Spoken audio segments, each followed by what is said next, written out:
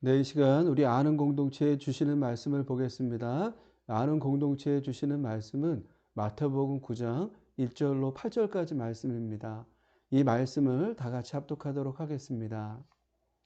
예수께서 배에 오르사 건너편 본 동네에 이르시니 침상에 누운 중풍병자를 사람들이 데리고 오거늘 예수께서 그들의 믿음을 보시고 중풍병자에게 이르시되 작은 자야 안심하라 내 죄 사함을 받았느니라. 어떤 서기관들이 속으로 이르되 이 사람이 신성을 모독하도다. 예수께서 그 생각을 하시고 이르시되 너희가 어찌하여 마음에 악한 생각을 하느냐. 내 죄 사함을 받았느니라 하는 말과 일어나 걸어가라 하는 말 중에 어느 것이 쉽겠느냐. 그러나 인자가 세상에서 죄를 사하는 권능이 있는 줄을 너희로 알게 하려 하노라 하시고 중풍병자에게 말씀하시되 일어나 내 침상을 가지고 집으로 가라 하시니 그가 일어나 집으로 돌아가거늘 무리가 보고 두려워하며 이런 권능을 사람에게 주신 하나님께 영광을 돌리니라. 이 시간 공동기도문을 하나님께 올려드리겠습니다. 아는 공동체에서 드려지는 예배가 하나님이 받으시는 예배가 되게 하시고 아는 공동체에 하나님의 임재가 머무르는 은혜의 공동체가 되게 하옵소서. 아는 공동체 예배에 마음과 뜻을 같이 할 수 있는 새 가정을 보내주셔서 아는 공동체를 통한 하나님의 뜻을 이루어가게 하옵소서. 아는 공동체에 전도의 문을 열어주셔서 복음이 선포될 때 예수님을 믿고 구원받는 역사가 일어나게 하옵소서. 아는 공동체가 하나님의 마음으로 충만하게 하셔서 이 땅에 소외받고 고통받는 자들의 참된 안식처가 되게 하시고 그들의 필요를 채워주는 공동체가 되게 하옵소서. 아는 공동체가 높이 솟은 산이 되기보다 누구나 오름직한 동산이 되게 하셔서 하나님의 선하심과 인자하심을 세상에 드러내는 공동체가 되게 하옵소서. 아는 공동체를 목회하고 있는 윤종룡 목사에게 성령의 충만함을 부어주시고 아버지의 마음과 뜻을 깨달아 공동체에 잘 전달할 수 있는 은혜를 부어 주옵소서. 2025년 아는 공동체를 통해 행하실 일들을 기대하며 예수님의 이름으로 기도드렸습니다. 아멘. 복선이라고 하는 말이 있습니다. 이 말을 국어사전에서 검색해 보면 두 가지 뜻이 있습니다. 하나는 만일의 경우에 대비하여 남모르게 미리 꾸며놓은 일을 말할 때 복선이라고 합니다. 다른 하나는 이 단어를 소설이나 희곡에서 사용하면 앞으로 일어날 사건을 미리 독자에게 암시하는 것이라고 하는 뜻을 가지게 됩니다. 저는 오늘 우리에게 주신 말씀을 묵상하면서 이 단어의 두 번째 뜻이 생각났습니다. 예수님께서 중풍병자의 죄를 용서해 주고 계신 모습을 보면서 십자가가 생각났기 때문입니다. 지금까지 우리가 살펴봤던 것처럼 예수님은 가버나움에서 많은 일들을 행하셨습니다.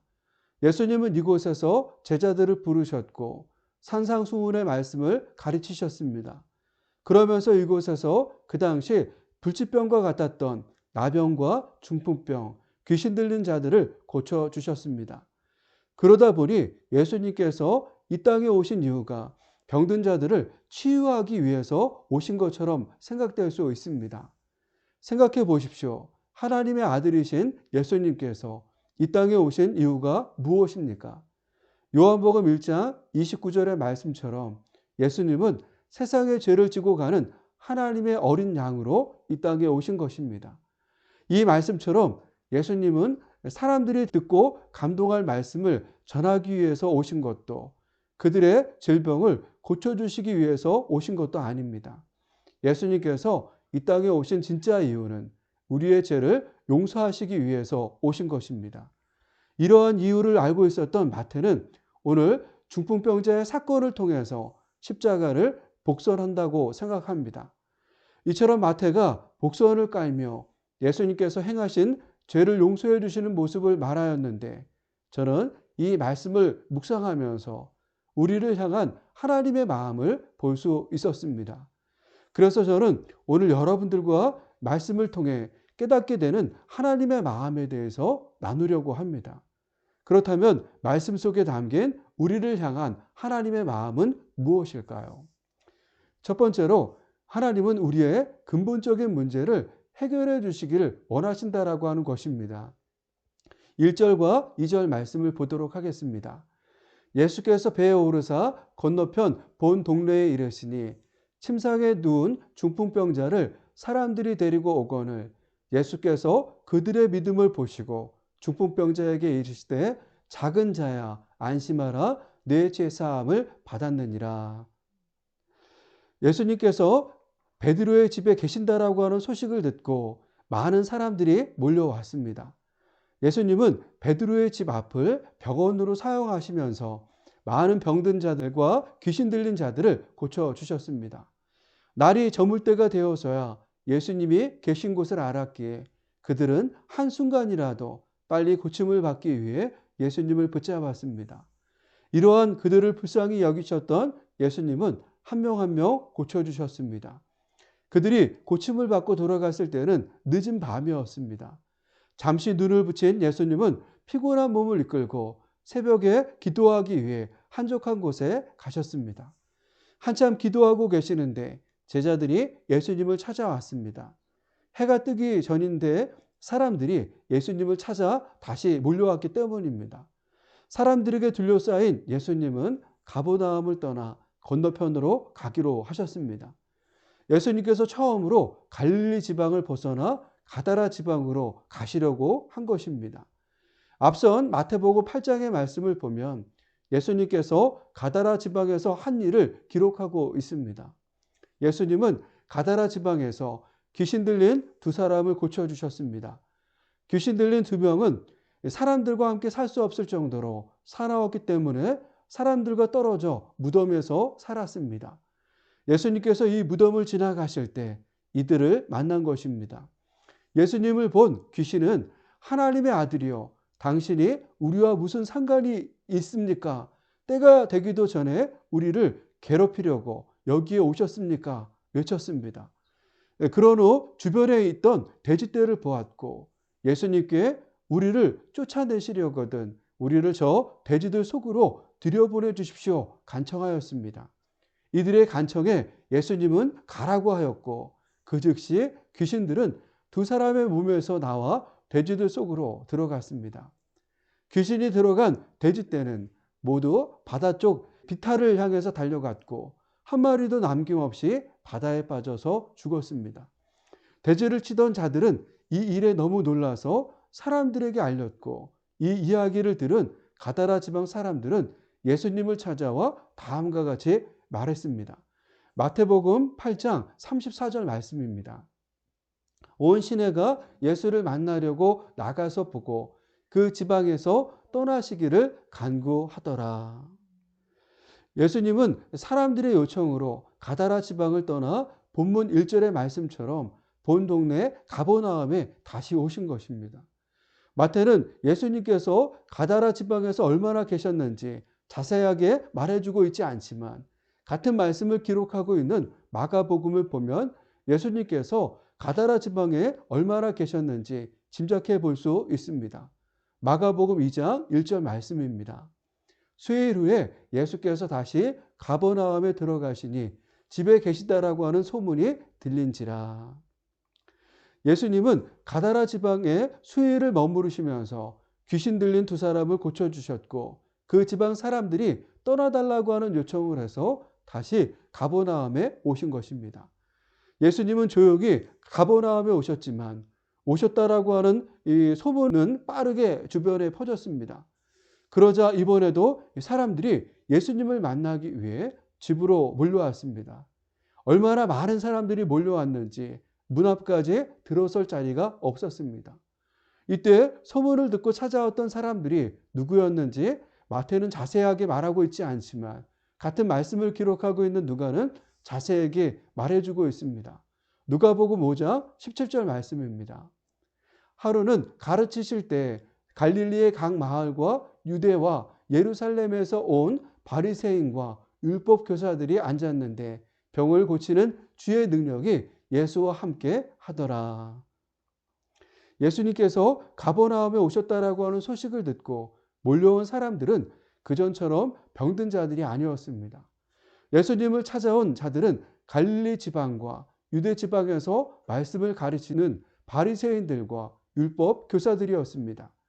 어쩌면 예수님께서 가르치셨던 산상수훈 말씀이나 나병과 중풍병자 환자가 고침을 받았다라고 하는 소문을 그들도 들었을 것입니다. 이 소문이 얼마나 강력했는지 그들도 예수님을 뵙기를 원한 것입니다. 그래서 그들은 예수님께서 가버나움에 오셨다라고 하는 소식을 듣자 몰려온 것입니다. 예수님께서 열심히 이들과 말씀을 나누고 있을 때 네 사람이 중풍병자가 누워있는 침상을 메고 예수님을 찾아왔습니다. 그들은 예수님을 만나기 위해 집 안으로 들어가려고 했지만 많은 사람 때문에 들어갈 수 없었습니다. 이후 그들은 어떻게 했습니까? 다른 복음서들을 보면 네 사람은 지붕에 올라가 귀화를 벗겼고 구멍을 뚫어 병자를 침상째에 달아 예수님 앞에 내렸다라고 했습니다. 이 장면을 상상해 보십시오.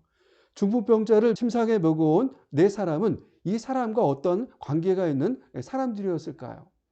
성경 어디에도 이들이 누구였는지 말해주고 있지 않기에 정확하게 알 수는 없지만 이들은 중풍병자의 가족이거나 친척 혹은 친한 친구들이었을 것입니다. 그러면서 이들은 지붕의 기와를 벗기고 구멍을 뚫은 것으로 보아 남성들이었을 것이고 이러한 열정을 가졌다면 지붕을 뚫기 전 집을 막았던 사람들에게 들어갈 수 있게 해달라고 큰 소리로 요청도 했을 것입니다. 그럼에도 집 안으로 들어갈 수 없게 되자 지붕에 올라가 기와를 벗겼고 구멍을 뚫었습니다. 침상이 빠져나갈 만큼의 구멍을 뚫었으니 작지 않은 구멍이 뚫렸을 텐데 그 밑에 누가 계셨습니까? 예수님이 계셨습니다. 예수님께서 말씀을 전하시는데 천장에서 들리는 소리와 떨어지는 흙가루는 예수님의 시선을 끌만 했습니다. 만약 여러분들이 예수님이셨다면 어떻게 하셨을까요? 제가 예수님이었다면 놀라기도 했을 것이고 정신적 공황도 왔을 것 같습니다. 그러면서 조금만 참고 기다리면 될 텐데 하며 아까운 지붕을 뚫었다고 하면서 화를 냈을 것 같습니다. 그렇다면 예수님은 어떻게 하셨습니까? 저의 반응과 다르게 예수님은 일어나고 있는 상황을 보지 않으시고 중풍병자를 침상에 메고 온 네 사람의 믿음을 보셨습니다. 그리고 중풍병자를 향해서 작은 자야 안심하라 라고 하셨습니다.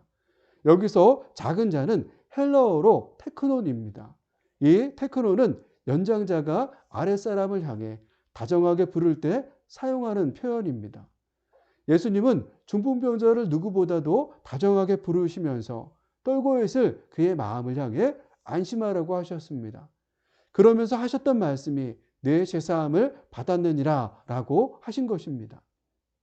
예수님께서 이 말씀을 하셨을 때 이 말을 들은 중풍병자나 그를 데리고 온 네 사람은 어떠한 생각이 들었을까요?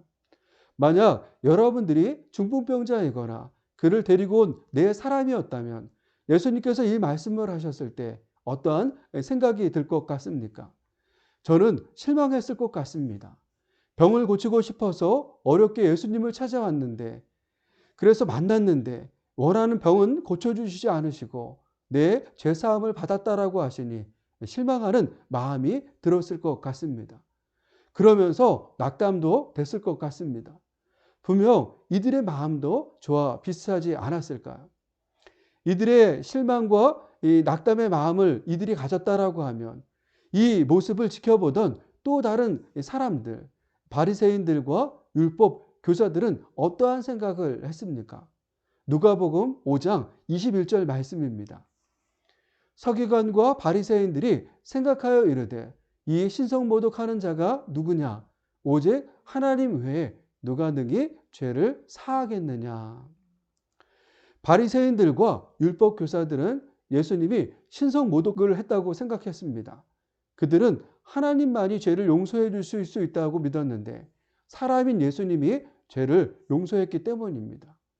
그들의 이러한 생각을 하셨던 예수님은 이후 어떻게 하셨습니까? 그들의 악한 생각을 책망하신 후 내 제사함을 받았다라고 하는 말과 일어나 걸어가라 하는 말 중에 어느 것이 쉽겠느냐라고 하신 후 중풍병자를 향해 내 침상을 가지고 집으로 가라라고 하셨습니다. 그러자 중풍병자가 침상에서 일어나 집으로 돌아갔습니다. 중풍병자나 그를 메고 온 네 사람의 간절한 소원이 마침내 이루어진 것입니다.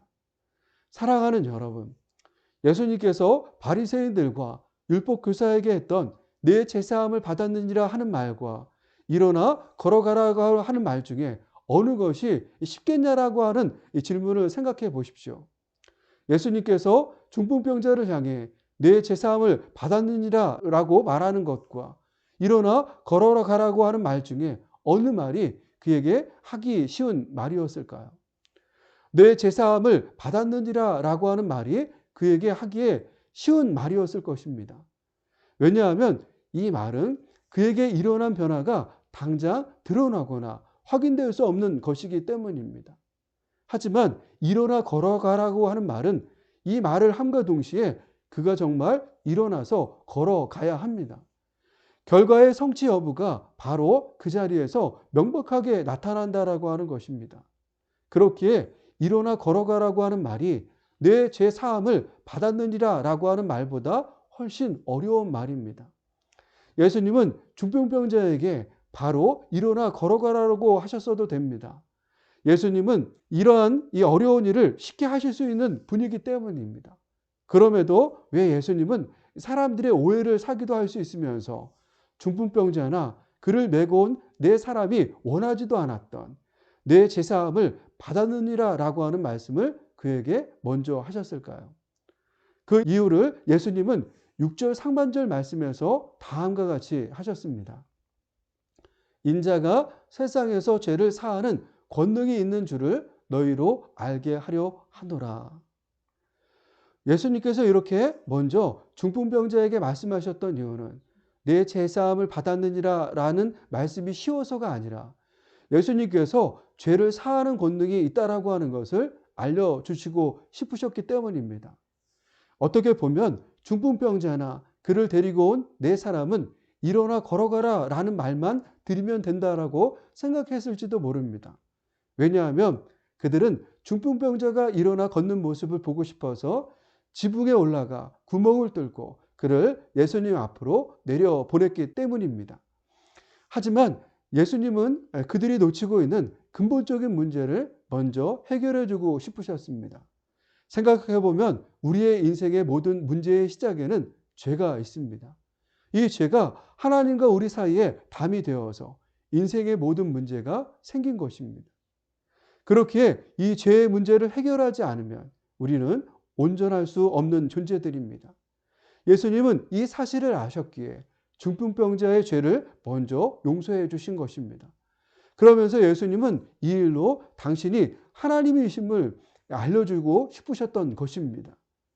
오늘도 하나님은 우리에게 이처럼 행하신다라고 생각합니다.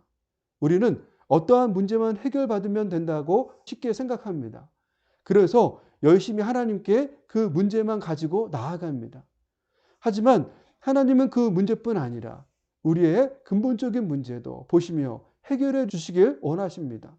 마치 예수님께서 중풍병자의 근본적인 문제, 죄를 사해 주셨던 것처럼 하나님은 우리의 근본적인 문제를 먼저 해결해 주시길 원하십니다. 혹시 여러분들도 해결해야 할 문제가 있으신가요? 그렇다면 이 문제를 가지고 하나님께 나아가십시오. 하나님은 이 문제뿐 아니라 우리가 생각하지 못한 것까지도 해결해 주실 줄 믿습니다.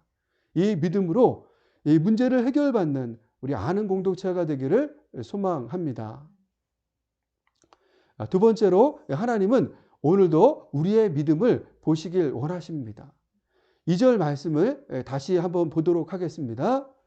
침상에 누운 중풍병자를 사람들이 데리고 오거늘 예수께서 그들의 믿음을 보시고 중풍병자에게 이르시되 작은 자야 안심하라 내 죄사함을 받았느니라.